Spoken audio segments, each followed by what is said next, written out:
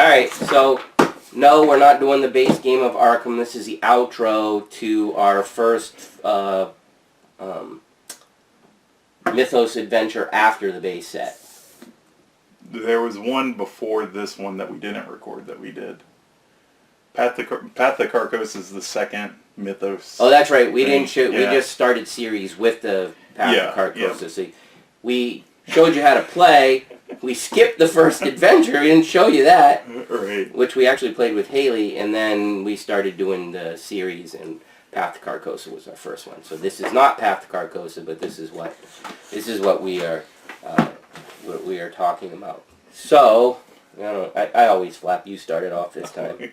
All right, so I think this was our first time we actually played on standard mode. Yes. And we got destroyed. At least that's what it felt like to me. I think it was maybe 2 of the scenarios out of 7 that we played. We actually did almost close.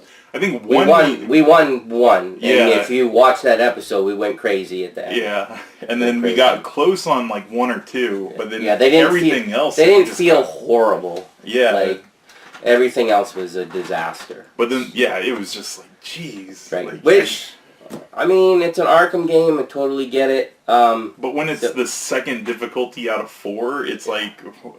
Okay, I have some stuff to say about that, though. Right, I do have some stuff to say. First of all, we still love the game. Yes, all the adventures that we played, everyone feels different. Everything feels thematic. I mean, you can play it again and take a different route. I mean, on and on and on. So all that stuff is still there. The theme was great. Right. Like still awesome. When we were in prison and we had to do a prison break and all that stuff. The prison break, the burning down the house. That was the burning down the house because that affected all the rest of the things because anybody that was inside got killed, but if you didn't kill them, then they did stuff along the way. So it adjusted for what happened in, like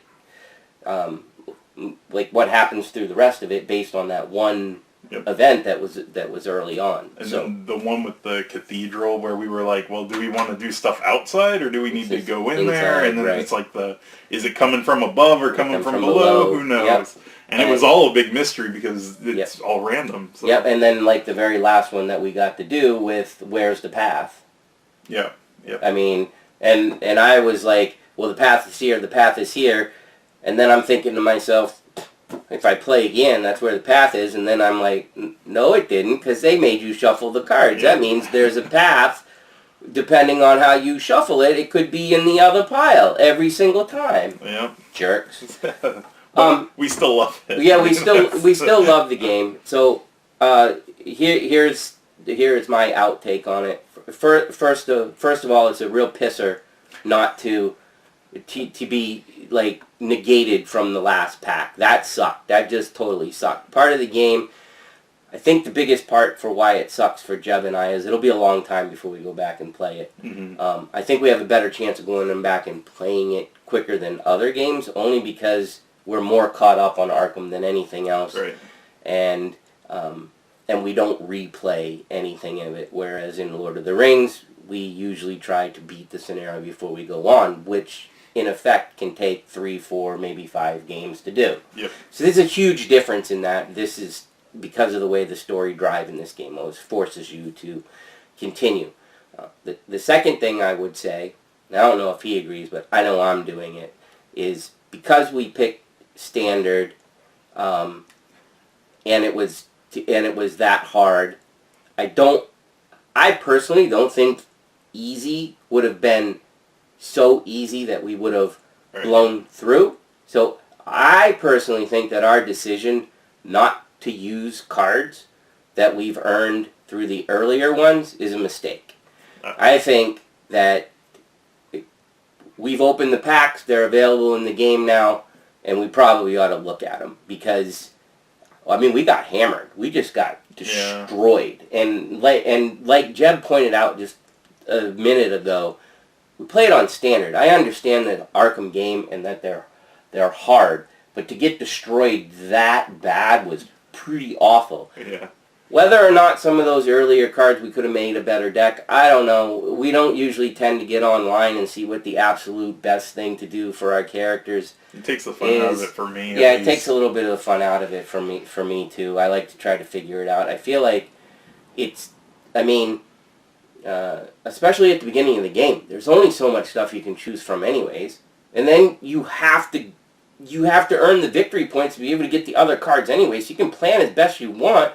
You get hammered down in one scenario, you're not guaranteed to get that card that you're going to, that you're really counting on to deck build with. I think it was only one game where I remember our deck getting like really close to being empty. Like we actually went through a lot of it, but that was once. And I don't know if it was like game effects that were doing it or what, but that normally doesn't happen. Mm-hmm.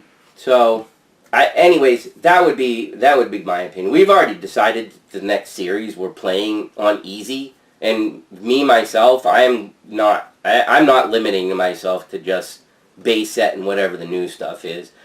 Now, Jeb knows me, how much I will go back and actually look through the cards, that's another story, but I'm leaving those options open in case I remember something that I've seen. Right, like that middle grade cache. That middle grade cache was pretty huge, especially if I end up playing a character that is heavy on the ammo. Yeah. Well, actually, it wasn't just ammo. You could do it between resources and anything that took a counter basic. I think it said any. Like I could have loaded the flashlight, the gun, or the money. Yeah, it was either money or... Yeah. So if I have something else that takes counters, I'm sure that it covers it. Perhaps it doesn't, but the point is it was quite a nice upgrade. Yeah. And, it's from a different set, but it's a neutral card. It's silly not to have that available. Right.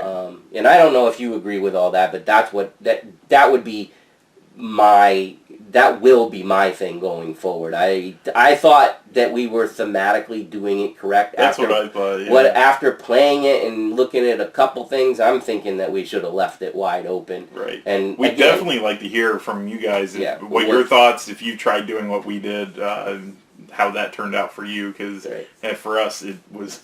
I mean, we know the intention for the other game. Yeah. The other games, I'll say the other game because we're referring to Lord of the Rings, specifically says you need to. Mm-hmm. Like for the different scenarios. I mean, if you read anything about it, it's like, okay, you're going into here. You need these things. You need dwarves or something like that.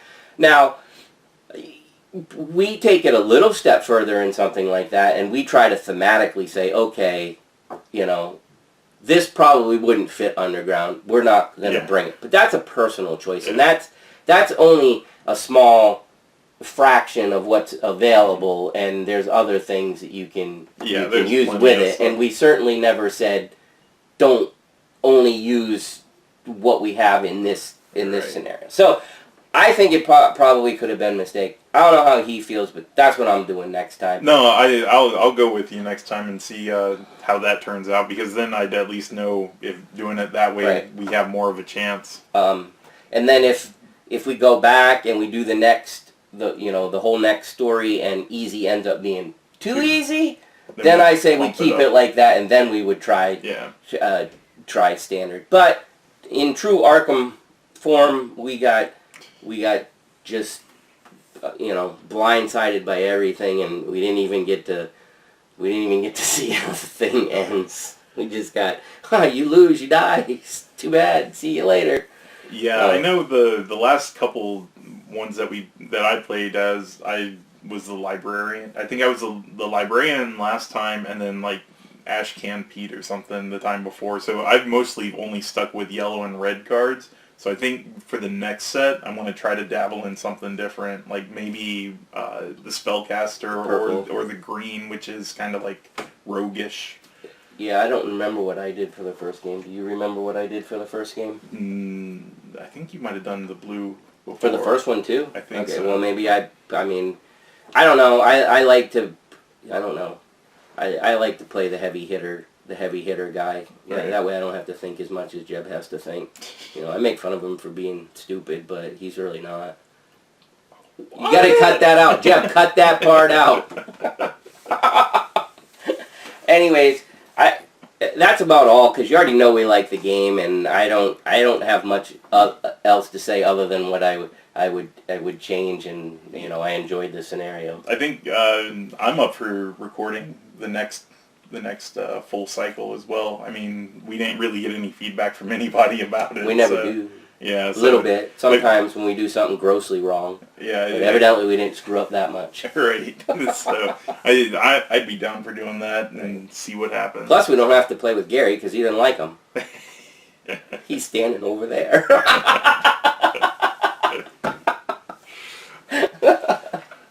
All right. So, anything else? I think that's it. So. All right. Till the next cycle, which I don't remember the name. What's the next cycle? That's a good question. Good job, Jeb. I should have looked that up before we started recording. Oh, it's in the box down there in that drawer if you can get to it. Yeah. Yeah. It'll remain a mystery. All right. See you guys.